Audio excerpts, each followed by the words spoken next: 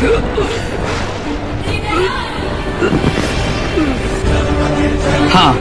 मार दिया मैंने तुम्हें। तुमने मुझे क्यों मारा?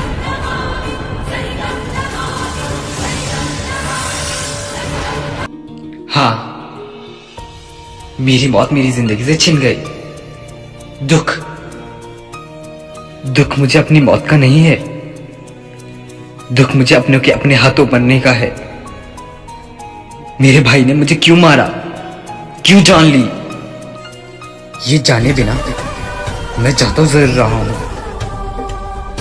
मगर लौटकर वापस जरूर आऊंगा।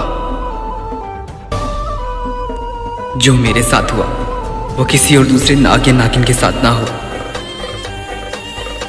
और जैसे किसी को अपनी मौत से सवाल करने का हक नहीं मिलता, वैसे ही एक नाग को भी नहीं मिला। और यहाँ से रूत की कहानी का अंत हो गया।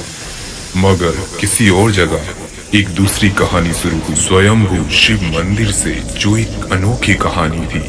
यह जन्म से ही इच्छाधारी नाग नहीं था, ये एक वरदान था या श्राप। तो इस कहानी में जानिए क्या हुआ उसके साथ।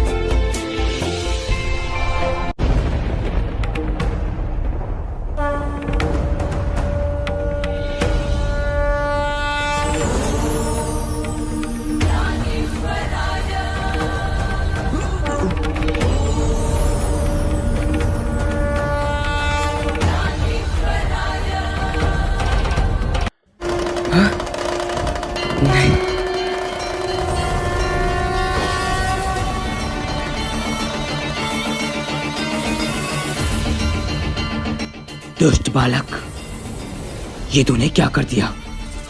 अब तुझे मेरे प्रकोप से कोई नहीं बचा सकता। मुझे माफ कर दो, ये सब कुछ गलती से हुआ। तू नहीं जानता तूने मेरा कितना बड़ा नुकसान किया है। जिसको पाने के लिए मैंने सदियों इंतजार किया, तूने उसे मिट्टी में मिला दिया। ये कलश तूने गिराया है, ये कोई मामूली कलश नहीं था। तूने उसे गिराकर मेरा अपमान किया है। अब मैं तुझे श्राप दूंगा।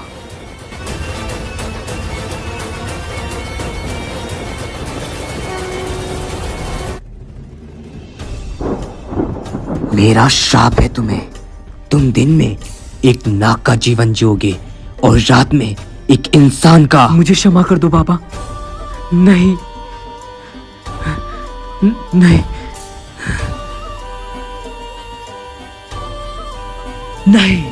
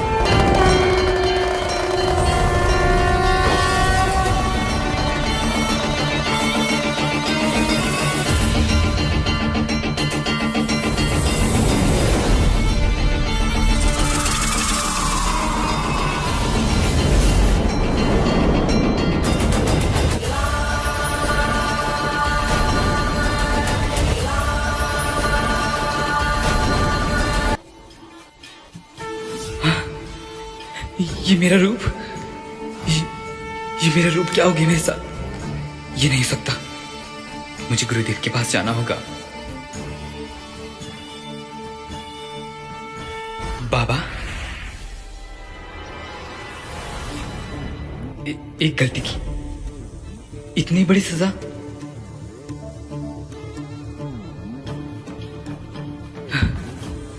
कैसे कैसे जीऊंगा मैं अब?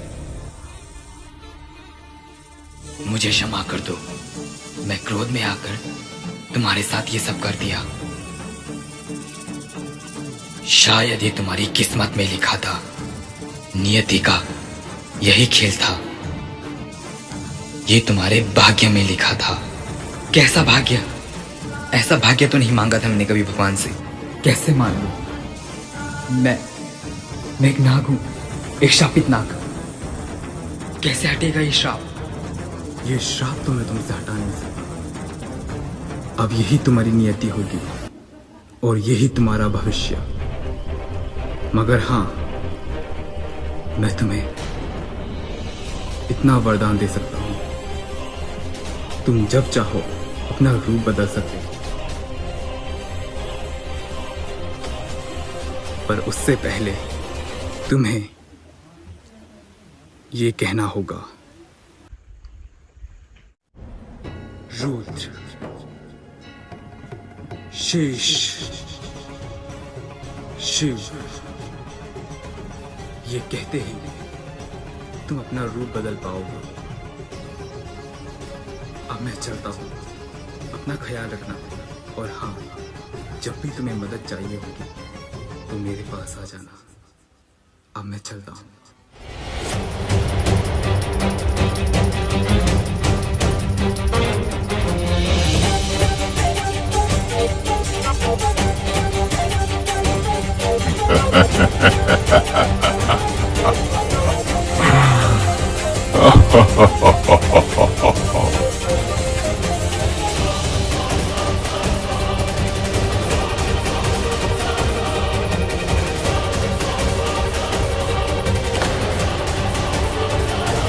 जैसे मैंने सोचा था, ये कहानी बिल्कुल वैसे ही चल रही है।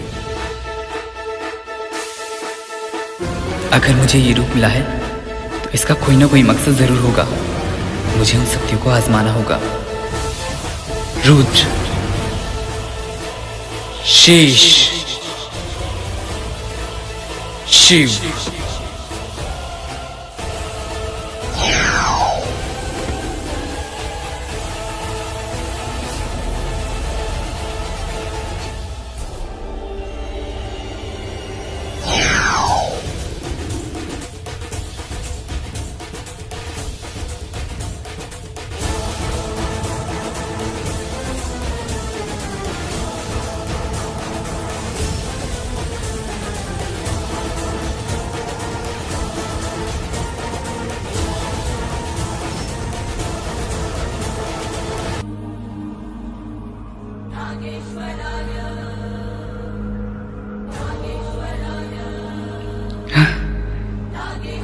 मुझे इन शक्तियों का पता लगाना होगा। जय भोलेनाथ।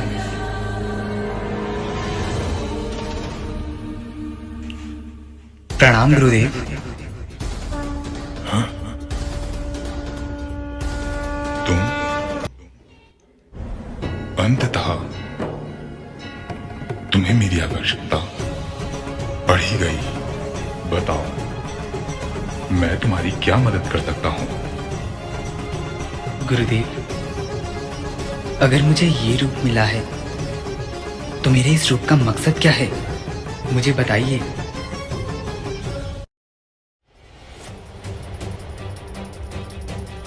तुम्हें नील पहाड़ियों के ऊपर जाना होगा।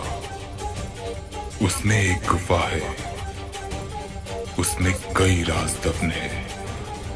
उसके पास एक मंदिर, स्वयंभू शिव मंदिर है।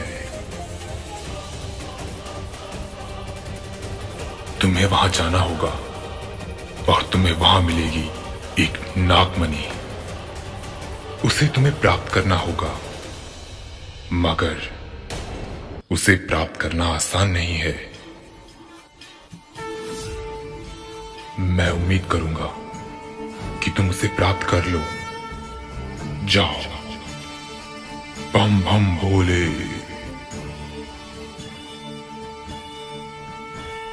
जी गुरुदेव, मुझे आज्ञा दीजिए।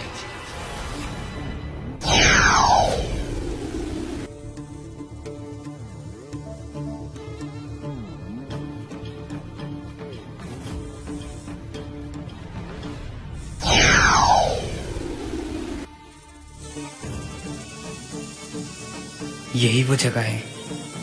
इस शिवलिंग को छूकर देखता हूं। नहीं,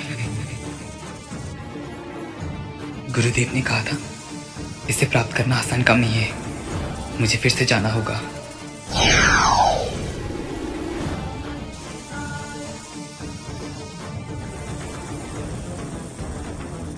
गुरुदेव, मदद करो। मैंने तुमसे कहा था, नागमणि को प्राप्त करना कोई आसान काम नहीं है। जी गुरुदेव, तो मैं उसको कैसे प्राप्त करूं? उस नागमणि को? नागमणि को कोई प्राप्त भी नहीं कर सकता, क्योंकि उस पर श्राप है। हाँ?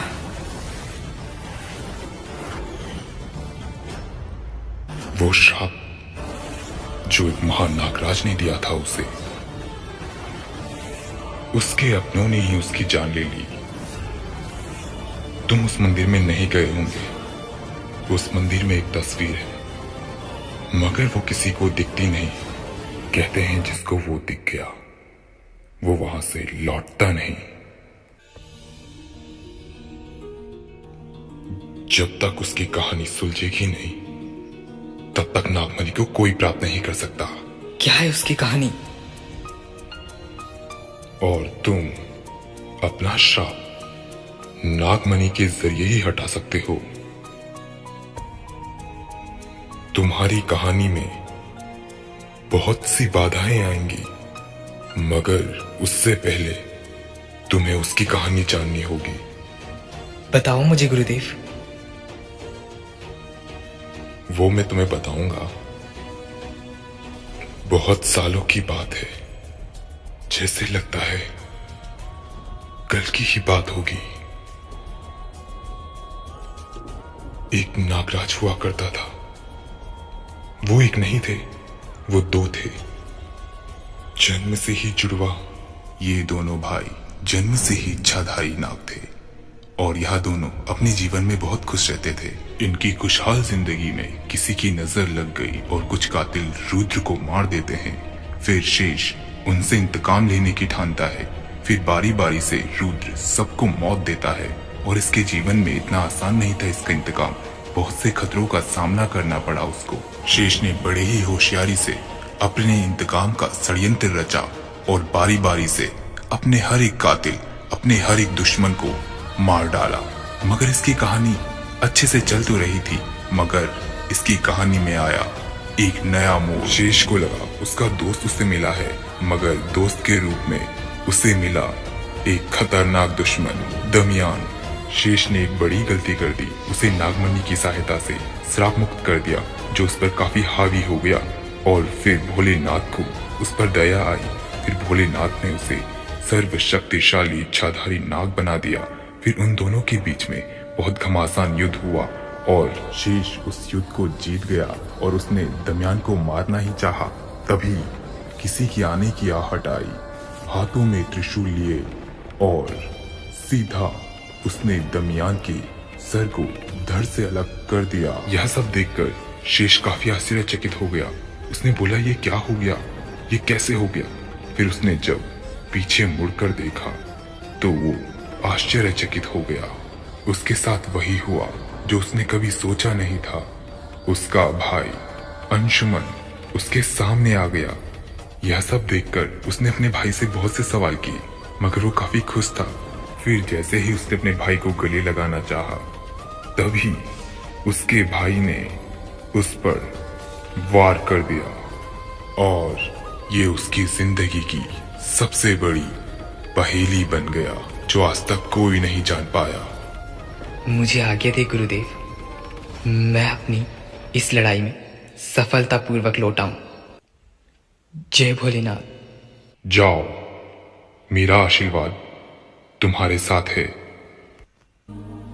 अपना मकसद पूरा करो। जय भोलेनाथ।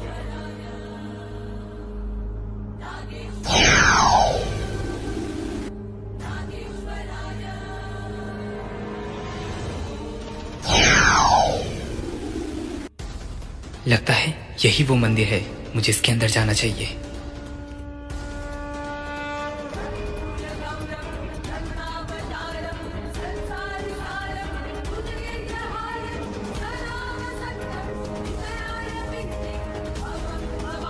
यही मुझे वो तस्वीर मिलेगी। ये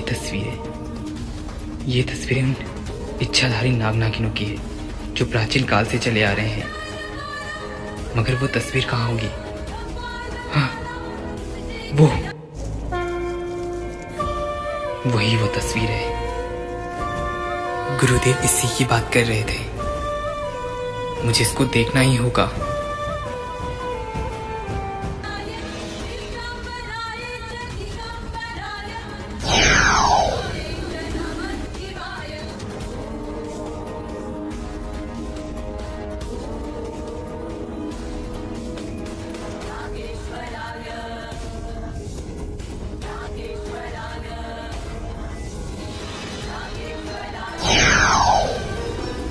इससे तो काम बना ही नहीं, कैसे देखूं?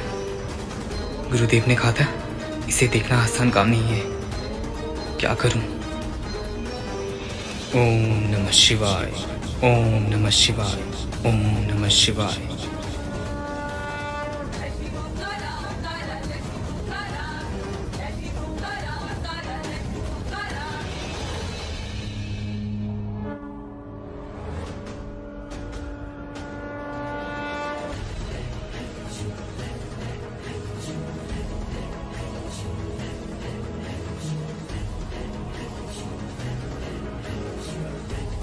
बस ये पर्दा जल जाए, उसके बाद चेहरा मेरे सामने होगा।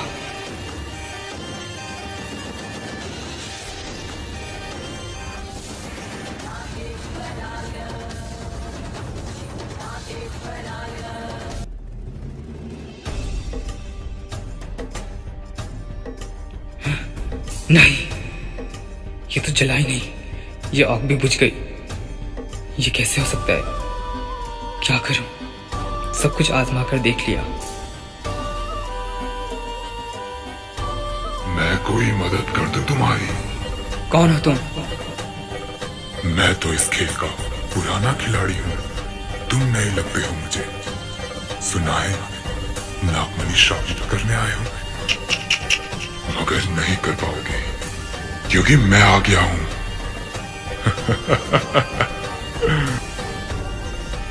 नागमणि तुम्हें कभी नहीं मिलेगी।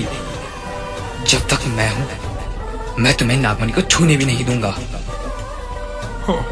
रहो इस वहम में, देखते हैं कौन क्या होता है।